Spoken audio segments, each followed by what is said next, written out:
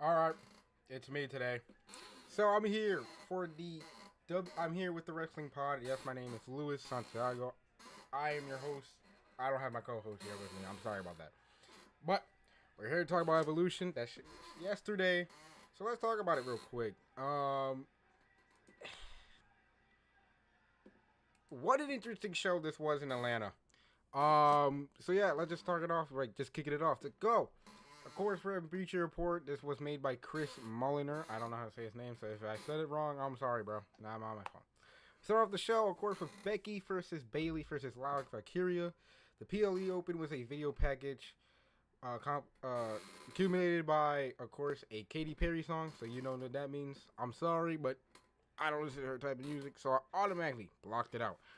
Followed by Joe Tessitore and Stephanie McMahon talking about the show. The first match on the show uh, saw Becky Lynch defend the Women's Intercontinental Championship against Valkyria and Bailey. The crowd was electric. They gave all of them a standing ovation before they even started coming to blows. Bailey took out Valkyria before she and Becky started trading offense. They immediately turned into a fast-paced match, never slowing down. It's entertaining, very three capable components, giving it their all. And some feeling like this is the grand scheme of things. This even got a "This is awesome" chant. Excuse me. All of them put a lot of effort, but Bailey looked like she was gonna have a win in an impressive pin maneuver by Becky to roll her over into a backslide and regain this title. Let me just say this. This match was entertaining. It was fun, but I kind of wish Bailey would have won. I don't know about my co-host. He probably would have said Lynch or Bailey too. But I think this was a fun match. You know, the way this went was pretty good. Usually, as you all know, I try to not watch when some of these are like now shows. So, you know, it is what it is. But I did watch the Raw leading up to this. I didn't watch the SmackDown. So, whatever it is, whatever it is. But this was a pretty entertaining show match. JC Jane versus God damn it. JC Jane versus Jordan Grace and Blake Monroe managed Grace to the ring for her NXT Women's Championship match against JC Jane, who was of course with Fatal Influence. The Juggernaut came in early and ready to beat Jane. Came out with a big right hand and a suplex Jane outside the ring so she could hit a suicide dive to get the match really started with a lot of energy. Jane did not try, but she did cheat a little bit using some dirty tactics to gain the upper hand and slow down the pace. This match went back and forth, but right as you think JC Jane was going to cheat to win, Blake Monroe take out both Al Henley and Nix. But like I've been saying the entire time, she hits Grace and fucking helps JC Jane win the title. This was rated a C+. Pretty interesting show, but like I said, I knew I knew freaking Monroe was gonna fucking end up going heel. It just made sense for a character. I'm not calling her Monroe, I'm calling Mariah May. Mariah May should have went heel from the start, but whatever it is. Next was the Fatal 4-Way Tag Team match as Roxanne Perez and freaking Rodriguez took on the Kabuki Warriors, Flair and Bliss, and Ruka and Saria. Ruka and Saria looked to get their third to, win this match. But tonight wasn't their night. Zayn and Perez started off the match. Only two legal competitors could be in at the time, so someone from the other team has to tag in at any point. The Pirate Princess, almost had the Prodigy beaten within the first 30 seconds, but that ain't happening. Bliss with the most popular star in the match. She got the loudest pop when she got tagged in. She hit a big move. The crowd really liked her. But as the match started to break down and creative moves started happening, it was, of course, a miscommunication from Zarya and Ruka that cost them the match, and Rodriguez and Perez would end up retaining in a B. Overall, this match was pretty good. I think this match was entertaining, but I kind of wasn't really paying attention, I would admit. not because it was pretty boring, but it's just when you have so many people in the match, it's hard to really pay attention to who's in the ring and who's not in the ring. So that kind of sucks. Yeah. But it's time to get to a little bit of women's WWE women's title action, of course, as the women's WWE Championship was underlined as Tiffany Stratton took on Trish Stratus. These two were electric right at this point. Of course, Tiffy had the power and size advantage, but of course, the veteran used her experience to beat down on Stratton and help, try to keep the upper hand, but it didn't seem like it was gonna go. But again, a miscommunication ended up costing Trish Stratus' match, and Tiffany Stratton won with the prettiest moonsault ever. This was rated a B-. Stratton, she's good, but her babyface run has not been going well. Like it says here, she needs to go heel. It's just kind of boring. Naomi and Jade Cargill was next in a no holds barred match. This is pretty funny to me because some of the spots were kind of funny. Naomi versus Cargill was a pretty good rivalry, and it seemed like this next match, with Bianca Belair serving as special guest referee, was pretty good. They went all over the place. They went to the aisles.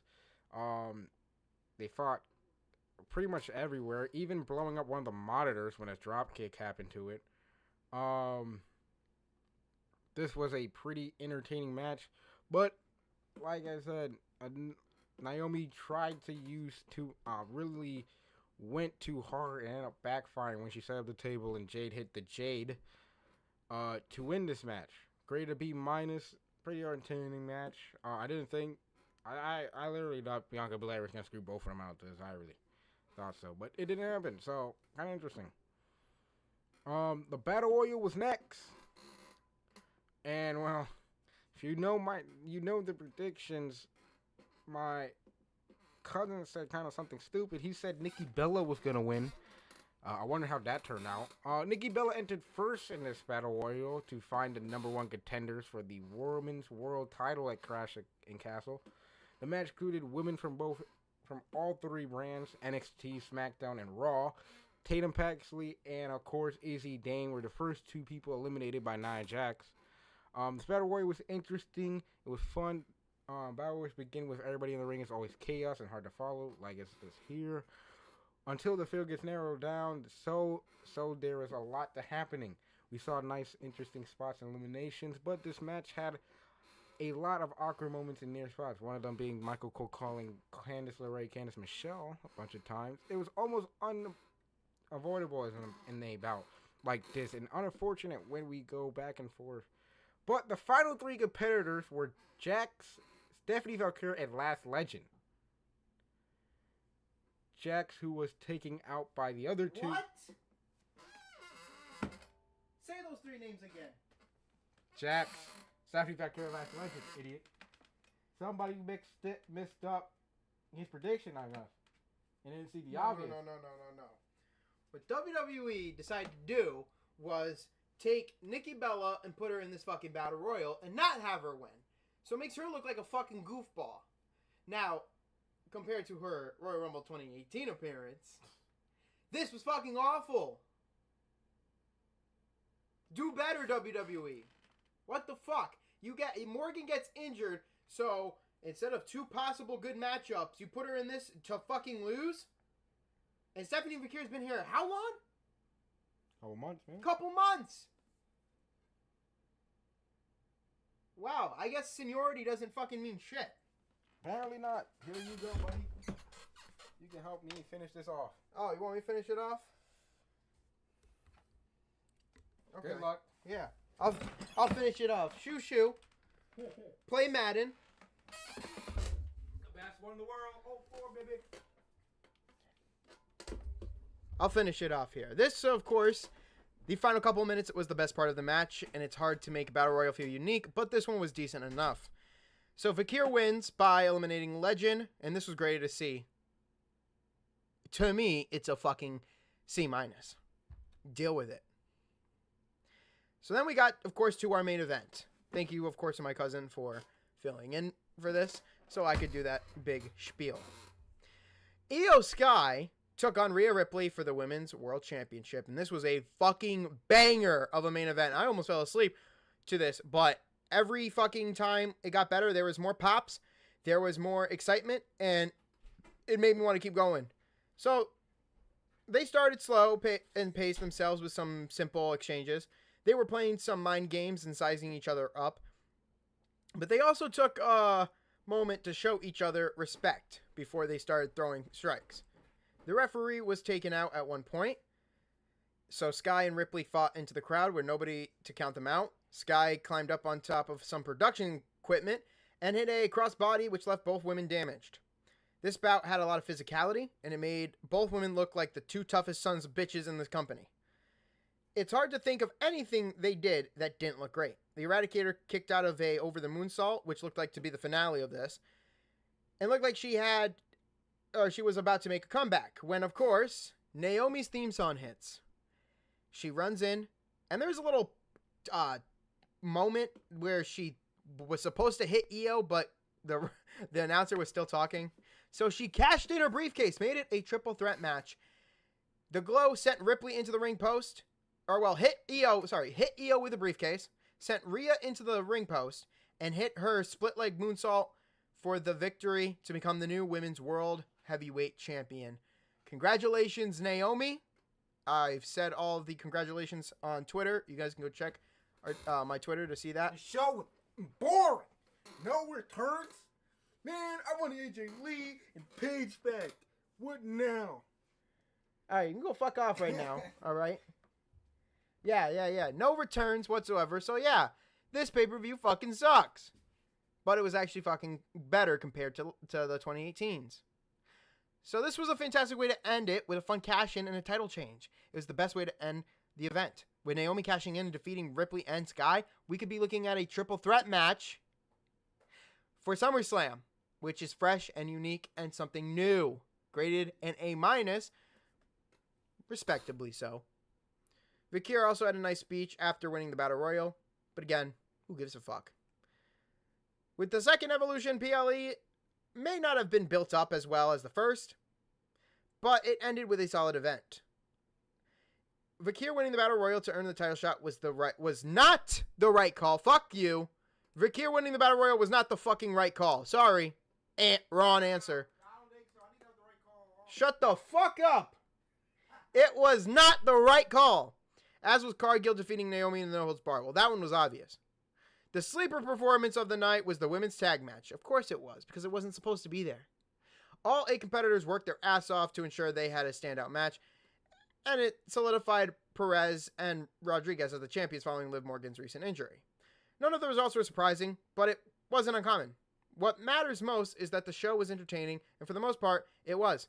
It had its weak points, but still gave us a few hours of entertainment on a Sunday night. Sky and Ripley gave us the best match of the night. Honestly, like, if Dave Meltzer doesn't give this shit, like, at least 5 stars, I'm gonna fucking shoot myself. No, I'm kidding. I don't want to joke about that.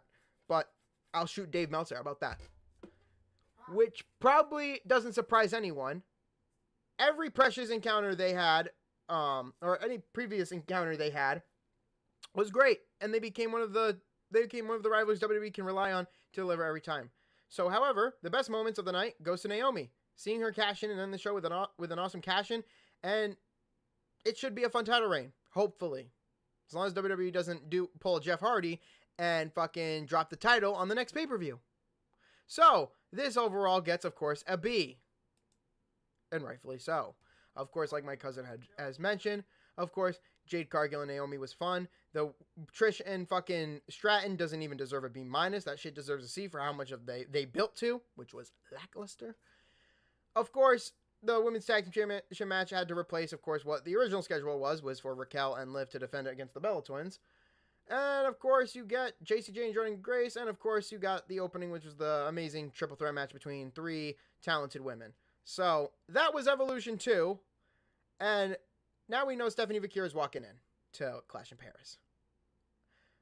I will see you guys tomorrow for the Raw review of what went down on Monday Night Raw, and the SmackDown summary. This has been the Evolution 2025 results. If you guys haven't already, please do us a favor by hitting that subscribe button, dropping a like, comment down below, and turn on those post notifications so you never miss a stream. That being said, peace!